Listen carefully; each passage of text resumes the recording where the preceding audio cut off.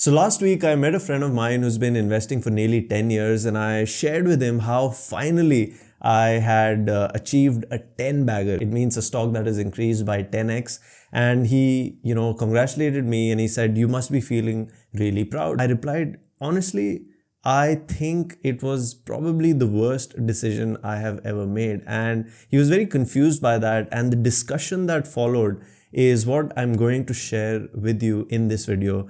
Basically 3 lessons I learned from my first 10x investment. If you're new here, my name is Rahul. I'm an independent research analyst. I'm a CFA candidate, and I was able to retire by the age of 29. And on this channel, I try to share the lessons that I'm learning on my investment journey so that hopefully you can learn from it as well. Also, if you like anything about this video, please consider subscribing. Please consider sharing it with your friends. It means a lot. Thank you so much for doing that. The company I'm talking about is called AGI Greenpac, and towards the end of this video, I'll also share a book that helped me get a blueprint for analyzing the type of special situation that this company was in that helped me to kind of earn this 10x return on whatnot. Now, AGI Greenpac in 2017 was actually a company called HSI Limited, and to give you a context, in 2017 the management decided that they wanted to demerge their different businesses.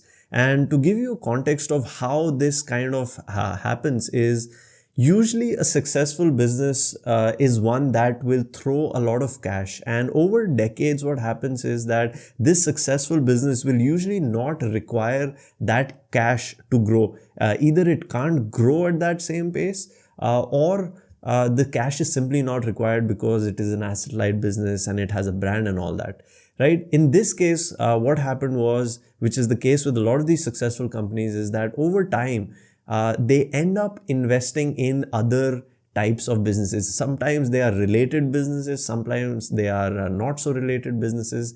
And this is a very normal tendency because when you have a lot of extra cash coming in, there is an itch on the management's part to do something with that money, and usually the result is that they'll end up entering new lines of businesses. And in this case, the company started in 1965 by Dr. R.K. Somani, and this company, HSI Limited, actually owns the brand Hindware Limited, right? So what happens is that over the decades, these new businesses get added into the same listed entity.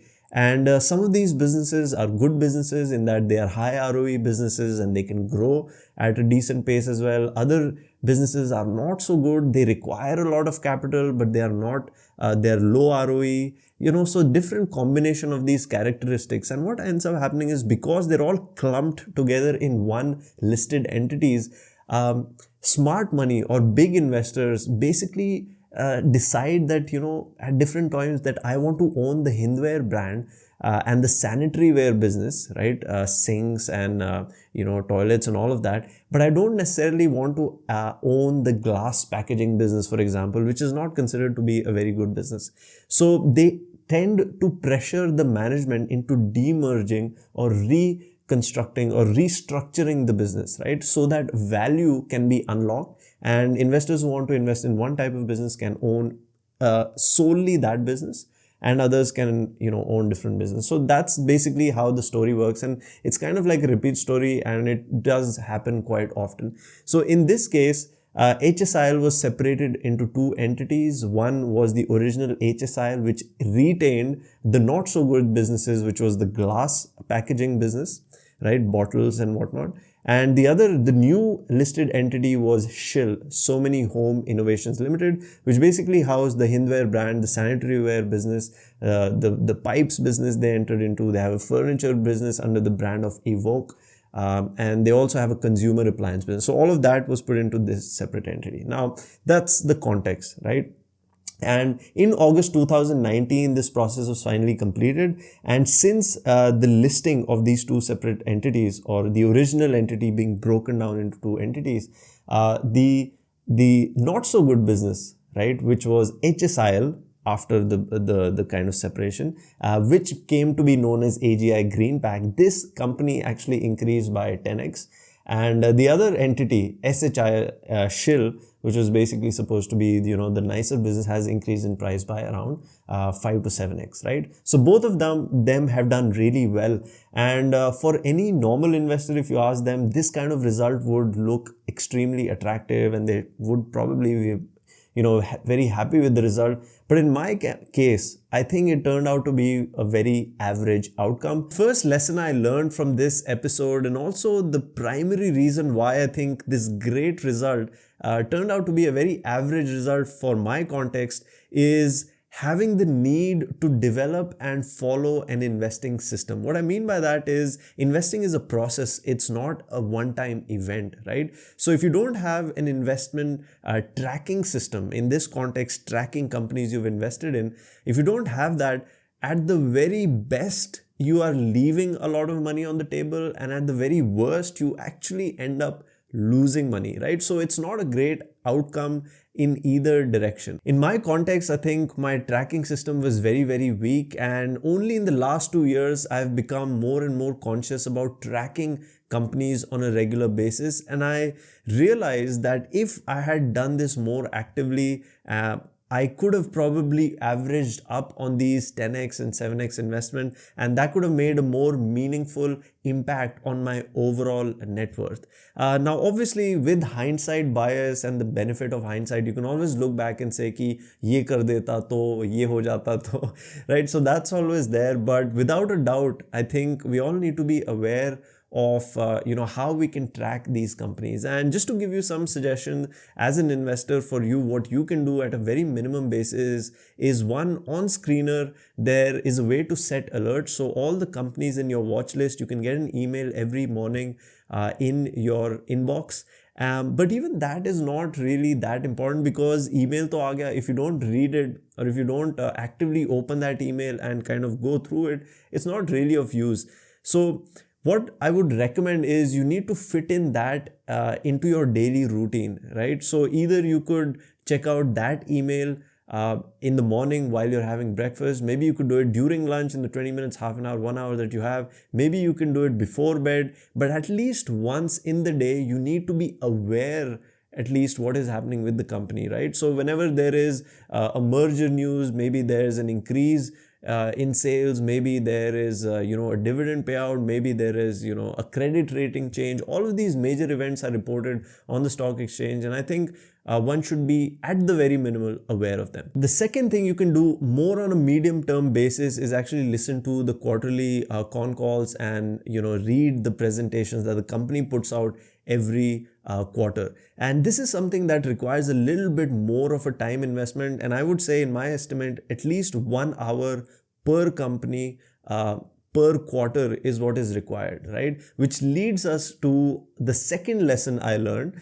which is that if you need 1 hour per quarter per company, there is a limit on your time. So how many companies is an appropriate number to be kept in your portfolio? So the number of stocks in your portfolio should be a reflection between the amount of time you have to track these companies, know what's going on, and diversifying risk as well, right? So if you are somebody who has, let's say, 15-20 hours per day, because I'm assuming that most of the people would have a job, they have families, other hobbies and interests. So taking out 15-20 hours a day would be actually a very good amount of time.